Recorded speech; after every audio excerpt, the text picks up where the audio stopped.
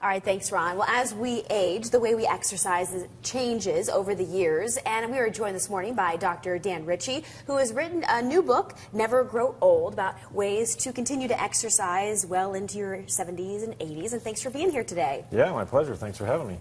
Well, Dan, you own a couple personal training facilities up in Tippecanoe County, up north, and that's how we know each other, but you also have written this new book, and tell me a little bit about the idea behind this book.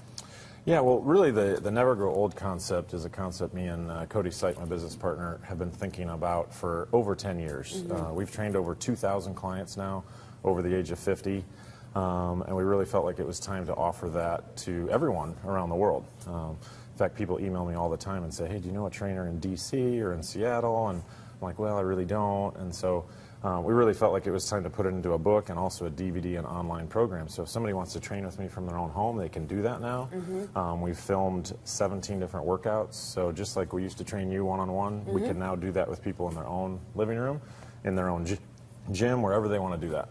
Well, that's one of the things I would notice when I would be working out at your facility is that there are a lot of older folks there who maybe had never really worked out before. I think you probably deal with that a lot where they say, well, I don't want to get, all bulky. I've never done this before, that sort of thing. Right. Yeah, it really is a little bit different in terms of it's not just doing the same fitness we do for, say, 20 and 30-year-olds who want to look great, and maybe they have to be on TV, and they have to look the part. It's really people are saying, hey, this is the next chapter of my life.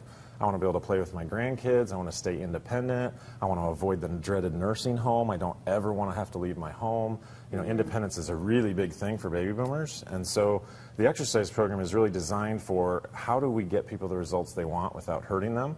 How do we allow them to train hard and stay strong without bothering their knees, their back, and some of these things where they may have arthritis? So it really is thinking about a 60-year-old doesn't train like a 30-year-old and doesn't need to. Well, yeah, and it's so many more people, I'm sure, are going to be coming in looking for exercise routines just as the baby boomers age. I mean, do you see a lot of that? The demand is probably a lot higher. Yeah, it's much higher. In fact, 10,000 people are turning 65 every day. So the baby boom generation is getting older and becoming the old senior citizen, but they don't want to be a senior citizen. Right. In fact, they say, I don't want to ever grow old. I want to stay young, I want to stay active, I want to stay vibrant. So that's really the title, Never Grow Old, because a lot of these people I see come in, they're saying, I don't want to get old like my parents did. I don't want to ever face a nursing home. I don't want my kids to have to take care of me.